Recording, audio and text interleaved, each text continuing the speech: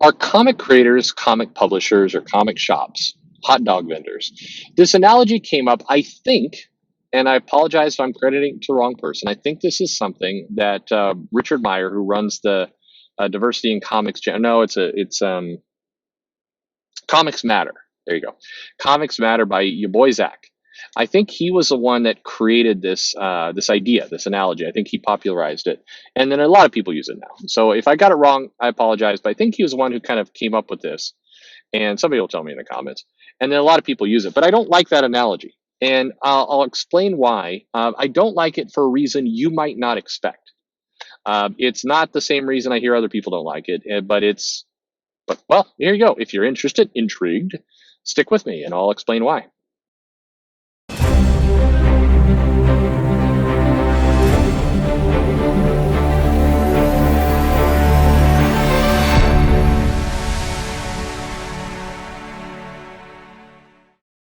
Hey everybody, this is Perch. First off, I want to get it out of the way that, well, I should get out of the way. You should subscribe to the channel. You're supposed to do that at the beginning, but I am neither prepared nor think enough about it that I always forget and then I say it at the end. But there you go. You should subscribe. You should do that. And you should hit that like button or not, your choice. Anyway, I should get this out of the way by saying that this was a question that came to me. I went through and was answering a bunch of my DMs.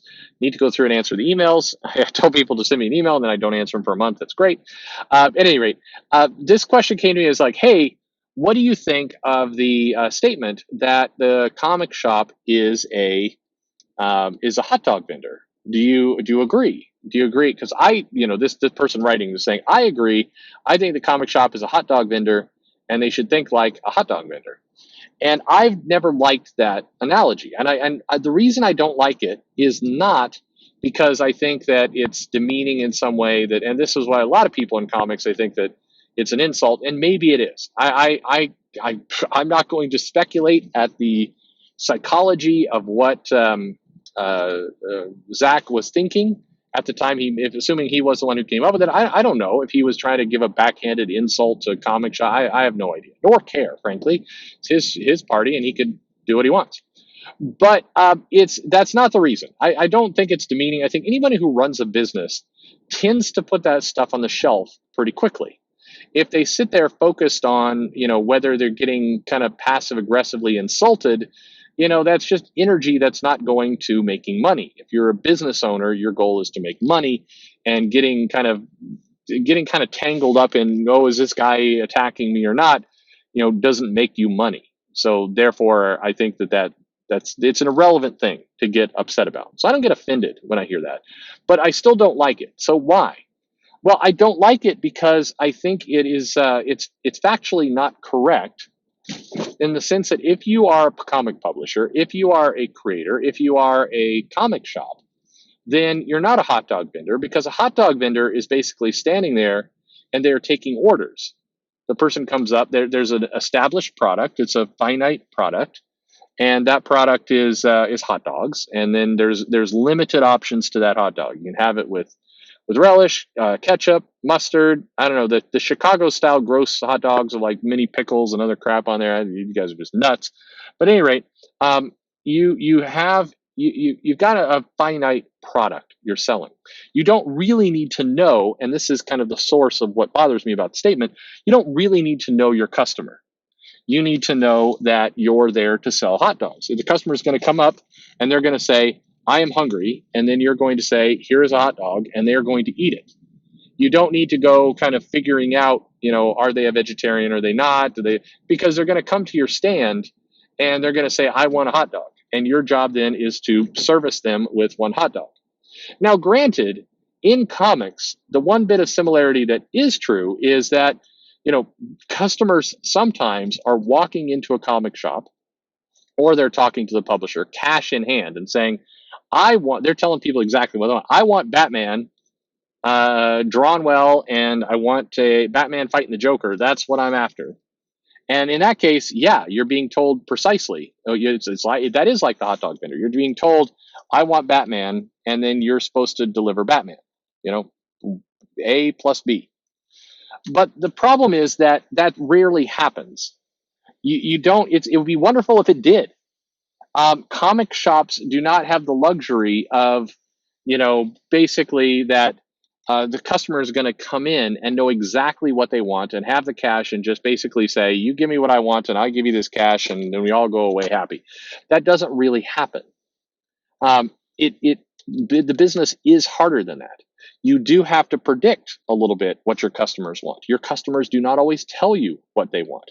You have to put in more effort. And that's where I disagree with the hot dog vendor analogy, because you have to be brighter than a hot dog vendor. That doesn't mean I also strongly disagree, just for the record, with the logic of don't give customers what they want, give them what they need. No, that's stupid. Especially in this business, that is stupid. Now, it is a fine kind of artiste way to describe a problem, but it's not a very accurate one. Your customers come in wanting something. They have something in their mind. If you sit there and try and say, what's going to be better for you is this other thing, then you need to be a genius, or you are just messing around. And that's the thing that is never said by the don't give your customers what they want, give them what they need. In that statement, it assumes that the person who's deciding what they need is really, really smart, understands the market, has done all the research, understands the consequences of selling one thing for, back end revenue or future growth potential, that they've done all that work. You don't just get to show up to the job one day and say, "I know what everybody needs." You have to prove it. It'd be like if some rando just walked into Apple and said, "I'm now in charge. I'm taking, Johnny Ive's job, and I know better what Apple customers want because I know." And I know they've been asking for, better cameras and more storage and blah blah blah. But what they really need is they need a physical keyboard like the BlackBerry. Everybody loved that. That's what they need. So we're just going to build that. You wouldn't get that job. If you got that job, you would be fired rather quickly after losing billions of dollars to that company. You giving them what they need assumes that you've done a lot of work to know what they need. You're not just pulling it out of your butt, which is what a lot of, I think, people in comics kind of do when they say, I'm giving this person what I need. It's like you watched West Wing and you thought that the tension in this one episode was really good, and you want to put that in the comics, and no, none of your readers are asking for the Incredible Hulk to suddenly have a political debate with, I don't know, the Thing. But you're going to give it to them anyway because you really like this show and you think it would be pretty cool to replicate inside of a comic book because that's what people need. That's not what people need. And so that's exactly why the hot dog analogy also bugs me. Your job is not to just sit there dumb and just give people, that they're going to come in, tell you exactly what they want, and then you're going to hand them a product. That's not how the business works. You have to get engaged. You have to do the work. If you work in a publisher or a creator, or you work in a comic shop, you actually need to understand your market, understand where your shop is located, understand the clientele, understand what they want. You do have to put your needs and your things on the shelf a little bit. If you happen to open up your comic shop in a particular neighborhood that really goes for, superheroes over slice of life, don't try and sell slice of life. That's stupid. You got to you got to give your market what they're asking for, which is what I think Zach is going for. I think, assuming again that was him, I think that's what he was going for with that analogy. I.e., people are going to come in. You should give them what they're asking for.